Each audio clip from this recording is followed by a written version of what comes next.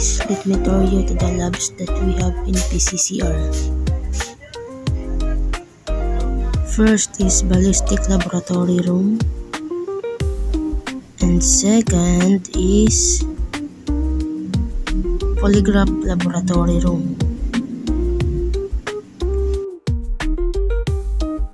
Why are you most excited to try this laboratory? I'm most excited to try the question document laboratory because it offers a hands-on opportunity to explore the intricate world of forensic document examination. The idea of uncovering hidden truths through handwriting analysis, ink differentiation, and paper authentication fascinates me. It's like solving a puzzle where every stroke and fiber tells a story. This lab feels like stepping into the shoes of the forensic expert, where science meets investigation. What skills do you expect to gain from this lab?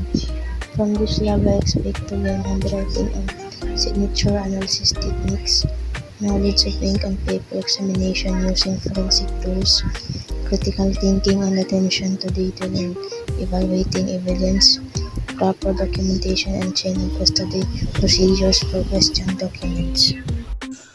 How will these skills help you in your criminology journey and future career?